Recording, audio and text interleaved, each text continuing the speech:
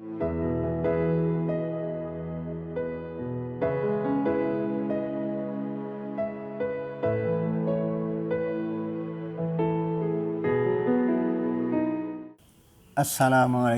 warahmatullahi wabarakatuh. Bismillahirrahmanirrahim. Alhamdulillahirrahmanirrahim. Asyhadu an la ilaha illallah wa asyhadu anna Muhammadan abduhu wa rasuluh. Allahumma shalli ala Muhammad wa ala alihi wa ashabihi wa mawalah ma ba'du. Para pemirsa yang budiman, pada kesempatan kali ini marilah kita bersama-sama mempelajari tentang kehidupan kita. Salah satu bagian dari kehidupan kita adalah gerak, ya. Jadi gerak seperti ini bergerak, ya. Nah, jadi kita lihat pesawat terbang itu bergerak, mobil berjalan itu juga bergerak, kita berjalan, ya. Itu semua adalah gerak ini. Jadi gerak ini juga ada kaitannya dengan agama, ya. Nah, secara sederhana Allah berfirman dalam surat Yunus ayat 22-23. Ini saya anggap sebagai salah satu ayat atau dasar normatif yang perlu didiskusikan lebih jauh lagi supaya orang lalu tidak meremehkan peran Tuhan dalam kehidupan umat manusia ini. A'udzubillahi minasyaitonir rajim. Bismillahirrahmanirrahim. Huwallazi yusayyirukum fil barri wal bahri hatta idza kuntum fil fulki wa jarayna bihim birihin tayyibatin wa farihu biha ja'at harihun asifu wa ja'amul mawju min kulli makan wa dhannu annahum uhibba bihim ta'awullahum mukhlisina lahuddin la in anjaytana min hadhihi lanakunanna minasyakirin. Falamma anjahum idahum yabghuna fil ardi bighairil haqq ya ayuhan nas innama bagyukum ala anfusikum mata'al hayatid dunya thumma ilaina marji'ukum fanunabbi'ukum bima kuntum ta'malun. Shadaqallahul azim. Kurang lebihnya kalau dalam bahasa kita, ya, dialah, yakni Allah lah yang memperjalankan kalian di darat dan di laut.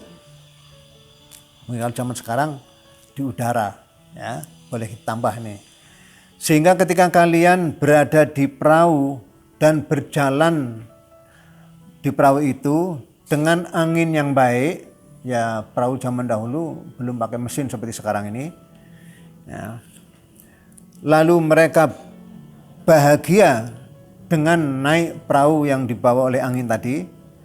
Tiba-tiba datang angin yang kencang, angin puting beliung ini, dan juga datang gelombang yang mengepung mereka ini dari semua penjuru, mungkin kanan kiri, ya, muka belakang, gelombang ini. Wadhannu, lalu mereka menyangka, sebagian yang lain menyebutkan mereka yakin bahwa mereka telah dikepung, dikepung oleh angin dan gelombang tadi ini. Apa yang mereka lakukan? Ta'awullah mukhlisina lahuddin. Mereka memohon kepada Allah dengan memurnikan agamanya ini. Jadi berdoa dengan ikhlas, dengan murni ini. Di antara janji yang mereka sampaikan kepada Allah, la in anjaitana min hadhihi lanakunanna minasyakirin. Jika engkau lepaskan kami, lepaskan bahaya itu dari kami, pastilah kami akan menjadi orang-orang yang bersyukur. Itu janji yang disampaikan oleh orang yang sedang ditimpa angin puting beliung dan gelombang yang mengepung mereka ini. Apa yang terjadi? Falamma anjahum, setelah mereka diselamatkan oleh Allah, idahum yabghuna fil ardi bighairil haqq, mereka tiba-tiba berulah lagi di muka bumi ini, ya, tanpa alasan yang benar ini, alias apa yang mereka janjikan tadi tidak diwujudkan. Allah berkomentar, wahai manusia, sesungguhnya perbuatan melampaui batas atas diri kalian itu adalah sebuah kesenangan. Jadi kalau orang bertingkah semaunya sendiri, ya itu sebuah kesenangan. Tapi ketahuilah, kalian nanti akan dikembalikan kepada kami, ya, kepada Allah. Lalu Allah akan menceritakan kalian apapun yang kalian kerjakan dahulu di dunia ini. Nah, menurut ayat ini, ya, surat Yunus ayat 22 sampai 23, bahwa semua manusia berjalan di darat, di laut, dan di udara itu adalah diperjalankan oleh Allah ini. Mungkin orang akan mengatakan, kalau saya memberikan contoh ya, saya berdiri, apa ini karena Allah? Ya, saya berjalan begini, apa ini karena Allah? Ya mungkin orang mengatakan karena diri orang itu sendiri nih. Tapi jangan lupa, saya bisa bergerak, bisa berjalan, itu karena ada energi yang ada dalam dirinya, dalam diri saya ini. Energi yang ada dalam diriku itu adalah Allah yang menyediakan, ya, melalui makanan, minuman. Makanan Allah yang menyediakan lewat buah-buahannya. Air yang kita minum Allah yang menurunkan, ya.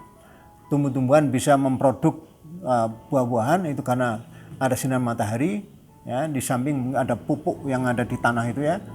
Jadi semua bekerja sama untuk kepentingan manusia ini. Jadi orang bisa berjalan karena ada pertolongan Allah. Pertolongannya memang tidak secara langsung. Bahwa inisiatif untuk berjalan adalah dari orang itu, iya. Tapi energi yang orang pakai itu ada kaitannya dengan Allah yang sebagai penyedianya ini, atau sebagai pemberinya ini. Kalau Allah tidak beri, tentu orang itu akan mengalami sakit ini. Pernah ada satu kejadian, ya, orang sering diberitakan sakit ini. Nah, satu saat saya besuk, datangi rumah orang itu. Nah, lalu karena rumahnya itu ada di tepi jalan besar, ya, maka jendela dan pintunya hampir-hampir tidak dibuka kecuali ada orang di situ di bagian depan, ya. Nah, jendela dan pintu selalu ditutup sehingga ventilasi udaranya tidak bagus karena ventilasinya sangat kecil ini. Sehingga saya berkomentar, ya, kalau Bapak Ibu pindah dari tempat ini, ya, insya Allah tidak akan sering sakit lagi ini. Betul, lalu orang itu pindah. Begitu pindah, itu sudah tidak sering mengalami sakit lagi ini. Karena apa? Oksigen yang dibutuhkan memang tidak terpenuhi. Nah, tidak terpenuhi oksigen bukan karena Allah tidak menyediakan, Allah menyediakan, tapi kita sendiri yang menghambat masuknya oksigen ke dalam rumah kita ini, di mana kita berada ini. Nah, para pemirsa yang berbahagia, surat Yunus ayat 22-23 oleh sebagian ulama bahkan sampai kepada suatu kesimpulan, ya, bahwa yang memperjalankan semua makhluk itu adalah Allah ini. Bahwa terjadinya pengaturan Allah ini adalah melalui secara tidak langsung, ya begitulah, ya. Karena tidak mungkin semua pekerjaan kita harus Allah yang inisiatif ini. Allah kan sudah memberikan kebebasan kepada kita untuk berbuat. Tapi selain kita juga harus bertanggung jawab, ya, terhadap perbuatan kita sendiri ini. Nah, Bapak sekalian, dari surat Yunus ayat 22-23, lalu kita mengelaborasi lagi, kita perluas lagi dengan mempelajari tentang teori gerak, ya. Teori gerak dalam bahasa agama, ya, itu gerak ini dibagi menjadi 3, ya. Ada gerak alami, ada gerak paksa, ada gerak atas inisiatifnya sendiri ini. Nah, 3 macam gerak ini ada pada semua makhluk hidup, ya. Mungkin dari tingkat tumbuh-tumbuhan, mungkin sebagian tumbuh-tumbuhan, ya. Nah, lalu ada pada hewan, lalu pada manusia. Nah, gerak-gerak yang mereka lakukan itu semuanya ada kaitannya dengan hukum kausalitas. Ya, ini tangan saya ya bergerak, saya angkat. Ini ada kausalitas ini. Kalau gerakan ini bersumber dari dirinya sendiri, ada inisiatif bahwa gerak itu dikehendaki, orang menyebutnya itu gerak irodi, gerak yang atas dasar inisiatif, kehendaknya sendiri ini. Nah, tapi ada gerak yang dipaksa. Ini kertas ya, kertas ini. Kalau saya pindah dari sini ke sini, itu namanya pindahnya kertas. Itu karena dipaksa. Jadi geraknya kertas ini adalah gerak paksa ini. Nah, tapi kalau dia bergerak bukan karena dipaksa, misalnya begini. Nah, ini kertas jatuh. Ya, ini gerak alami. Ya, gerak alami bukan karena gerak dipaksa. Ketika suatu benda ya bergerak bukan karena dirinya sendiri, bukan karena ada kesadaran dalam dirinya bahwa dia ingin bergerak, itu dia masuk kategori gerak gerak alami ini. Tapi kalau geraknya sendiri itu karena dipaksa oleh yang lain, maka gerak itu lalu masuk kategori gerak paksa ini. Nah, baik gerak alami, gerak paksa maupun gerak atas inisiatifnya sendiri, itu semuanya ada hukum kausalitasnya.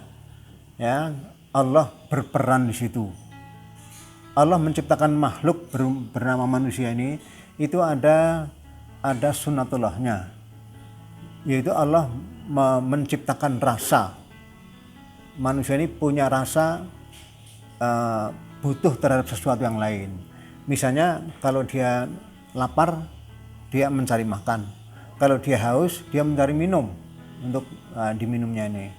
Nah, mencari makan, mencari minum itu ada kaitannya dengan fitrah manusia, yaitu manusia diciptakan dalam keadaan berubah, bisa lapar, ya. Kemudian untuk memenuhi rasa laparnya ini dia mencari makan ini, lalu bergerak mencari makanan. Itu adalah ada kaitannya dengan fitrah, ada kaitannya dengan sunatullah. Allah mengatur demikian ini. Jadi yang menggerakkan orang untuk berjalan mencari makan itu juga Allah. Keterlibatan Allah adalah memberlakukan sunnahnya pada orang tersebut. Seandainya rasa lapar yang dicabut, bisa saja orang itu lalu nggak pernah merasa lapar. Ya, seorang ahli biologi tentu akan bisa menjelaskan kapan rasa lapar ini lalu bisa hilang.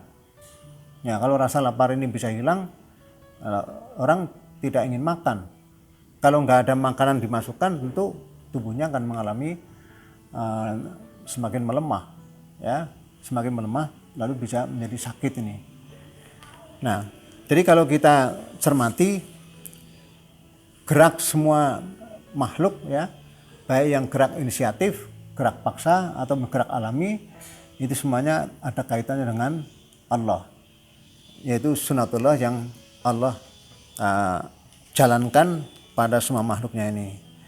Nah, coba kalau kita lihat makhluk yang besar bernama matahari, ya, matahari, bulan, bumi, ya, dan juga planet-planet yang lain, itu adalah makhluk yang berjalan, bergerak ini, dan bergeraknya ini juga pakai energi. Jangan kira tidak energi. Nah, ternyata ada makhluk yang Allah serai, Allah beri tugas untuk ikut membantu Allah mengatur alam semesta ini, sehingga lalu para malaikat ini diutus untuk ikut mengatur jalannya sunatullah ini. Nah, dan yang namanya malaikat itu adalah makhluk yang sangat taat, tidak pernah mengingkari perintahnya ini. Oleh karena itu adanya malaikat, ya, para malaikat yang diberi tugas untuk ikut mengatur alam semesta ini bisa kita ketahui melalui wahyunya. Ya kalau melalui sains sepertinya kecil sekali kemungkinannya ini, karena malaikat termasuk makhluk yang tidak kelihatan ya. Nah oleh karena itu informasi dari wahyu itulah jalannya. Nah, kalau kita mau mempelajari wahyu, insya Allah kita akan bisa mengetahui, dan pengetahuan tentang wahyu juga akan cocok dengan apa yang disampaikan atau diperoleh manusia ketika mereka mengembangkan sainsnya nih. Saya kira itu sedikit penjelasan tentang bahwa gerak semua adalah ada kaitannya dengan sunatullah ini. Kurang lebihnya mohon maaf. Akhirul kalam. Wassalamualaikum warahmatullahi wabarakatuh.